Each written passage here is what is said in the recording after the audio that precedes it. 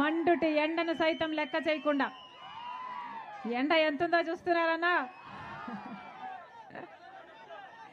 ఎండ వాచిపోతుంది. మండుటి ఎండను సైతం లెక్క చేయకుండా ఆ సూర్యున్నే ఎదిరించి ఈరోజు రాజశేఖర రెడ్డి బిడ్డ వస్తుంది అని, చూడాలి అని, వినాలి అని మీ పనులు మానేసుకొని నా కోసం మీరు వచ్చారు. ప్రతి అన్నకు, ప్రతి తమ్ముడికి, ప్రతి అయ్యకు, ప్రతి అక్కకు, ప్రతి చెల్లికి, ప్రతి అమ్మకు మీ రాజశేఖర రెడ్డి బిడ్డ మీ వైఎస్ షర్మిలారెడ్డి శిరస్సు వంచి చేతులు జోడించి మనస్ఫూర్తిగా నమస్కరించుకుంటోంది. ఎలా ఉన్నాడన్నా మీ ఎమ్మెల్యే? ఆయనకేం బాగానే ఉంటాడు. మీ చేత ఓట్లు వేయించుకున్నాడు కదా, గెలిచాడు కదా, ఇంకే పని అయిపోయింది కదా. బ్రహ్మాండంగా కబ్జాలు చేస్తాడట, బ్రహ్మాండంగా అవినీతి చేస్తాడట, అన్ని కాంట్రాక్ట్లు ఈయనవేనట, లేకపోతే ఈయన బినామీలే అట. ఈయన మంచోడైతే ఈ క్యాండిడేట్ని ఇక్కడి నుంచి తీసి ఇంకో చోట ఎందుకు వేస్తారన్నా? మామూలుగా మన ఇంట్లో చెత్త ఉంటే ఏం చేస్తాం? చెత్త తీసి అవతలేస్తాం. ఇప్పుడు ఇక్కడ ఎమ్మెల్యేని ఏం చేశారు? ఈ చెత్తను తీసి ఇంకో చోట వేశారు. అంటే ఈయన చెత్త అని వీళ్ళే ఒప్పుకుంటున్నట్టు కదా. మరి ఎందుకన్నా ఇలాంటి చెత్తకు ఓట్లేశారు? ఏం చేశారు మీకోసం? జగన్మోహన్ రెడ్డి గారికి ఓట్లేస్తే మన రాష్ట్రం బాగుపడుతుంది అనుకున్నాం, అవునా? ఎర్రగొండపాలెం బాగుపడుతుంది అనుకున్నాం, అవునా? ఏమైందన్నా? కనీసం వెలుగొండ ప్రాజెక్టు పూర్తయిందా? రాజశేఖర రెడ్డి గారు వెలుగొండ ప్రాజెక్టును తలపెట్టారు. 4,50,000 ఎకరాలకు నీళ్ళిచ్చే ప్రాజెక్టు, 15 లక్షల మందికి తాగునీరిచ్చే ప్రాజెక్టు. రాజశేఖర రెడ్డి గారు ఆ ప్రాజెక్టును 60% పనులు రాజశేఖర రెడ్డి గారే పూర్తి చేసి వెళ్ళిపోయారు. మన దురదృష్టం, వెళ్ళిపోయాడు. రాజశేఖర రెడ్డి గారు బ్రతుకుంటే ఆ ప్రాజెక్టు ఎప్పుడో పూర్తయిపోయేది. తర్వాత చంద్రబాబు గారు ముఖ్యమంత్రి అయ్యారు. జగన్మోహన్ రెడ్డి గారు అప్పుడు ప్రతిపక్ష నాయకుడిగా ఉండి సిగ్గు లేదా చంద్రబాబు గారు, ఎందుకు పూర్తి చేయలేకపోతున్నారు వెలుగొండ ప్రాజెక్టును? రాజశేఖర రెడ్డి గారు 60% పూర్తి చేశాడు కదా అని తిట్టిపోశాడు. జగన్మోహన్ రెడ్డి గారు ఇలాగే మైకు పెట్టుకొని నన్ను ముఖ్యమంత్రిని చేయండి, మమ్మల్ని ఆశీర్వదించండి, మేము గెలిచిన 6 నెలల్లో వెలుగొండ ప్రాజెక్టును పూర్తి చేస్తామన్నాడు జగన్మోహన్ రెడ్డి గారు. పూర్తయిందన్నా? జగన్మోహన్ రెడ్డి గారు ముఖ్యమంత్రి ఎన్ని నెలలైంది? ఎన్ని సంవత్సరాలైంది? 5 సంవత్సరాలైంది. పూర్తయిందా? ఈ ఎర్రగొండ పాలెంకే 1,50,000 ఎకరాలకు నీళ్ళిచ్చే ప్రాజెక్టు, 2 లక్షల మందికి తాగునీరిచ్చే ప్రాజెక్టు. మరి జగన్మోహన్ రెడ్డి గారు నిజంగానే రాజశేఖర రెడ్డి గారి ఆశయాలు నిలబెట్టేవాడైతే మరి 6 నెలల్లో పూర్తి చేస్తానన్న ప్రాజెక్టు 5 సంవత్సరాలైనా ఈ రోజు వరకు ఎందుకు పూర్తి చేయలేదన్నా? మళ్ళీ వాళ్ళ ఓట్లేయాలనా? మళ్ళీ అలాంటి వాళ్ళని గెలిపించాలనా? 6 నెలల్లో పూర్తి చేస్తారన్నాడన్నా వెలుగొండ ప్రాజెక్టు. కనీసం ఈరోజు మంచినీళ్ళున్నాయా? రోడ్లున్నాయా? బిడ్డలకు ఉద్యోగాలున్నాయా? మరి ఎందుకు వేయాలన్నా వీళ్ళకు ఓట్లు? 6 నెలల్లో పూర్తి చేస్తారన్న వెలుగొండ ప్రాజెక్టు ఒక్క తట్టెడు మట్టి తీసిపోయలేదు, ఒక్క ఇటుక మళ్ళీ పెట్టలేదు. 5 సంవత్సరాలు పూర్తయింది. మరి ఏం చేసినట్టు? 5 సంవత్సరాలు గుడ్డి గుర్రాలకు పళ్ళు దోమారా? గాడిదలు కాసారా? 5 సంవత్సరాలు గడిచే పోయాయే, వెలుగొండ పూర్తి అవ్వలేదు. కనీసం తాగునీరు లేదు, కనీసం సాగునీరు లేదు, కనీసం వలసలు ఆగేది లేదు. ఎప్పుడన్నా మన ప్రాంతం బాగుపడేది? వీళ్ళ రాజశేఖర రెడ్డి గారి ఆశయాలను నిలబెట్టేది? వీళ్ళు కాదన్నా రాజశేఖర రెడ్డి గారి ఆశయాలను నిలబెట్టేది. రాజశేఖర రెడ్డి గారు రైతుని ఎట్లా చూసుకున్నాడన్నా? రైతుని ఎత్తిన పెట్టుకోలేదా రాజశేఖర రెడ్డి గారు? రుణమాఫీ చేయలేదా రాజశేఖర రెడ్డి గారు? డ్రిప్పుల మీద సబ్సిడీ ఇవ్వలేదా రాజశేఖర రెడ్డి గారు? విత్తనాల మీద సబ్సిడీ ఇవ్వలేదా రాజశేఖర రెడ్డి గారు? యంత్రాల మీద సబ్సిడీ ఇవ్వలేదా రాజశేఖర రెడ్డి గారు?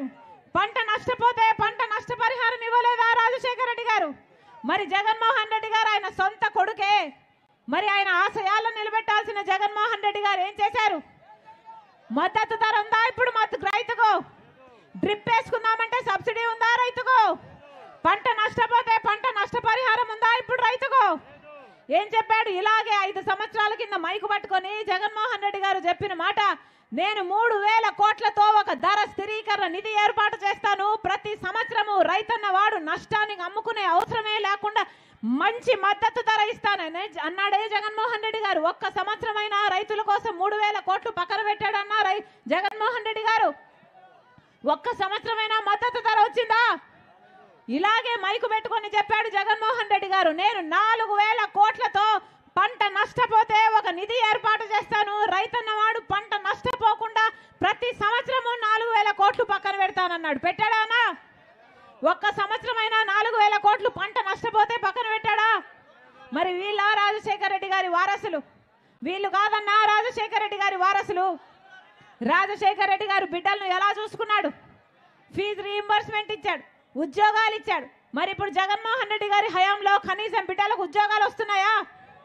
కనీసం బిడ్డలకు ఉద్యోగాలు వస్తున్నాయా?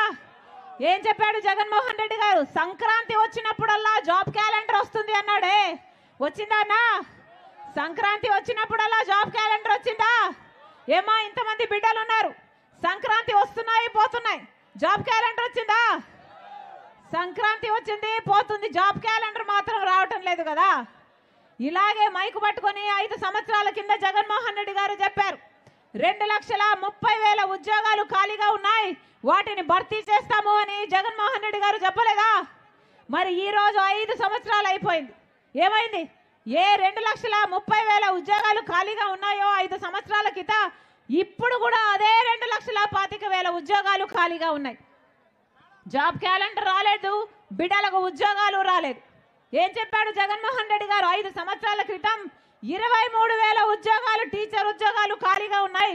సిగ్గులేదా చంద్రబాబు? 7,000కే ఎందుకు నోటిఫికేషన్లు ఇస్తున్నామని ఆ రోజు తిట్టిపోశాడు జగన్మోహన్ రెడ్డి గారు. మరి జగన్మోహన్ రెడ్డి గారు ముఖ్యమంత్రి అయ్యారు కదా, 5 సంవత్సరాలు 23,000 ఉద్యోగాలు 5 సంవత్సరాలలో ఏ రోజు ఇచ్చిండకూడదు? ఒక్కసారైనా ఇచ్చాడా? ఇవ్వలేదు.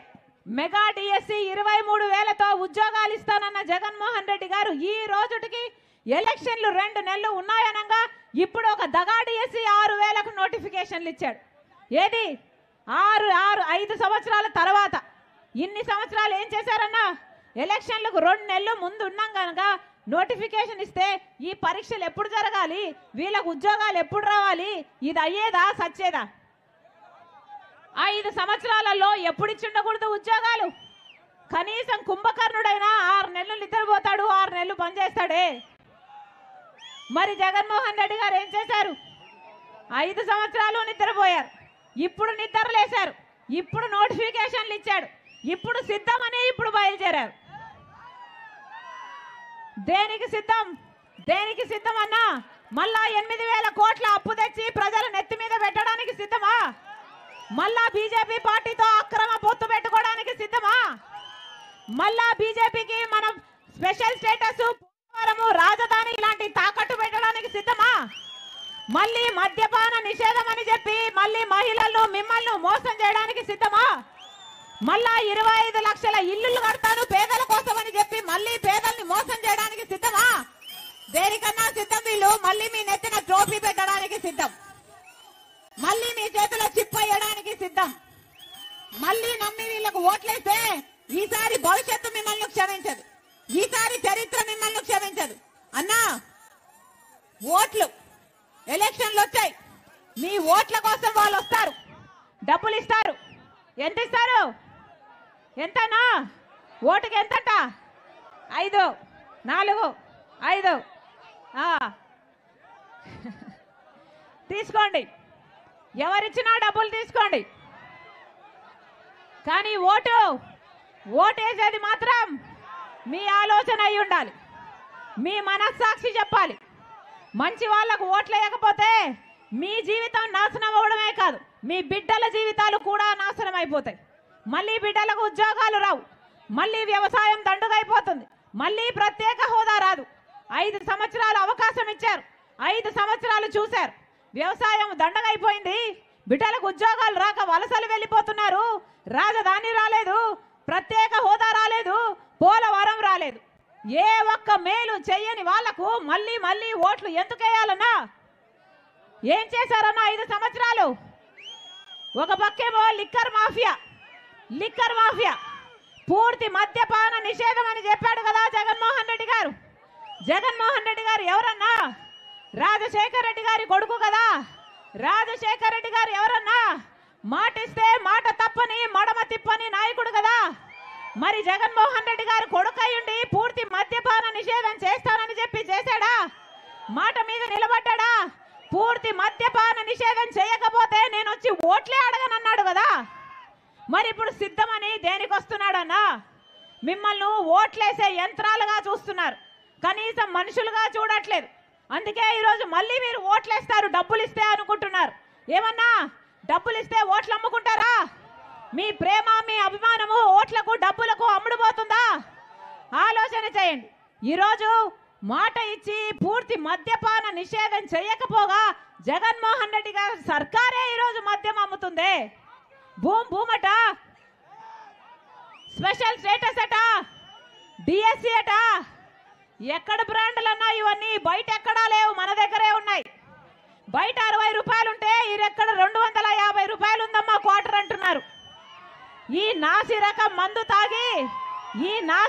మందు తాగి పక్క రాష్ట్రాల కంటే మన రాష్ట్రంలో 25% మంది గుండె లివరు చెడిపోయి చచ్చిపోతున్నారు. ఏమన్నా హెల్త్ చెకప్లు ఉన్నాయా?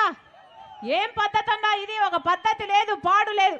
ఒక పక్కేమో లిక్కర్ మాఫియా, ఇంకో పక్కేమో శాండ్ మాఫియా, ఇంకో పక్కేమో ల్యాండ్ మాఫియా. ఇలా అన్ని మాఫియాలు, దౌర్జన్యాలు, అత్యాచారాలు, ఆఖరికి హత్యా రాజకీయాలు. సొంత చిన్నాననే కొడుకును పొట్టన పెట్టుకున్న అవినాష్ రెడ్డి గారికి మళ్ళీ పిలిచి ఎంపీ టికెట్ ఇచ్చారు అంటే ఇక న్యాయం ఎక్కడుందన్నా? వీళ్ళు రాజశేఖర్ రెడ్డి గారి ఆశయాలను నిలబెట్టే వాళ్ళు కాదన్నా. మళ్ళీ హత్య రాజకీయాలకు, ఈ దోపిడీ రాజకీయాలకు, ఈ దొంగలకు ఓట్లేయకండి. వీళ్ళు ఆడుకుంటున్నది మీ జీవితాలతో, వీళ్ళు ఆడుకుంటున్నది మీ బిడ్డల జీవితాలతో. మనసు పెట్టి ఆలోచన చేయండి. మీ బిడ్డల కోసం మంచి నిర్ణయం తీసుకోండి. కాంగ్రెస్ పార్టీ అధికారం వస్తుంది అంటే కాంగ్రెస్ పార్టీ అధికారం వచ్చినాక 10 సంవత్సరాల ప్రత్యేక హోదా ఇస్తుంది కాంగ్రెస్ పార్టీ. కాంగ్రెస్ పార్టీ అధికారం వచ్చినాక రైతులకు 2 లక్షల వరకు రుణమాఫీ చేస్తుంది కాంగ్రెస్ పార్టీ. కాంగ్రెస్ పార్టీ అధికారం వచ్చినాక ఇల్లు లేని ప్రతి పేద కుటుంబానికి 5 లక్షలతో ఇందిరమ్మ ఇల్లు కడుతుంది కాంగ్రెస్ పార్టీ. కాంగ్రెస్ పార్టీ అధికారం వచ్చినాక ప్రతి పేద ఇల్లు గడవడానికి సంవత్సరానికి 1,00,000 రూపాయలు, 5 సంవత్సరానికి 5 లక్షల రూపాయలు ఇస్తుంది కాంగ్రెస్ పార్టీ. మీరు ఆశీర్వదించండి. మన రాష్ట్రం బాగుపడాలన్నా, మళ్ళీ వ్యవసాయం బాగుపడాలన్నా, రుణమాఫీ కావాలన్నా, మన బిడ్డలకు ఉద్యోగాలు రావాలన్నా కాంగ్రెస్ పార్టీ అధికారంలోకి రావాలి. మీరు ఆశీర్వదించండి. కాంగ్రెస్ పార్టీ ఎంపీ అభ్యర్థిగా ఈద సుధాకర్ రెడ్డి గారు, మీ అన్న, మీ తమ్ముడు, మీ బిడ్డ, మీరు ఆశీర్వదించాలని రాజశేఖర్ రెడ్డి బిడ్డ మనస్ఫూర్తిగా ప్రార్థిస్తుంది. అలాగే కాంగ్రెస్ పార్టీ ఎమ్మెల్యే అభ్యర్థి అజితమ్మ, ఎన్నోసార్లు మీరు ఓట్లేశారు. ఈసారి గెలిపించండి. ఈసారి గెలిపించేంతగా ఓట్లేయండి. ఆశీర్వదించండి. మీకు అందుబాటులో ఉంటుంది, మీ గొంతు అవుతుంది, మీ బలం అవుతుంది. ఆశీర్వదించాలని కాంగ్రెస్ పార్టీ మీద మీ అమూల్యమైన vote, MLA vote, MP vote 2 Congress party మీద వేయాలని మీ రాజశేఖర్ రెడ్డి బిడ్డ ప్రతి అన్నను, ప్రతి తమ్ముని, ప్రతి అక్కను, ప్రతి చెల్లిని శిరస్సు వంచి చేతులు జోడించి మనస్ఫూర్తిగా ప్రార్థిస్తుంది. జోహార్ వైఎస్ఆర్, జోహార్ వైఎస్ఆర్, జోహార్ వైఎస్ఆర్. హస్తం గుర్తుకే, హస్తం గుర్తుకే, హస్తం గుర్తుకే, హస్తం గుర్తుకే. అన్న గుర్తు మర్చిపోకండి. చేయి గుర్తు, చెయ్యి లేకపోతే ఏమీ లేదు. హస్తం గుర్తన్నా, అభయ హస్తం. ఆశీర్వదించండి అన్న, ఆశీర్వదించండి అన్న, ఆశీర్వదించండి అమ్మ, ఆశీర్వదించండి పెద్దమ్మ, ఆశీర్వదించండి అన్న. ఉంటా అన్న. నమస్తే, నమస్తే.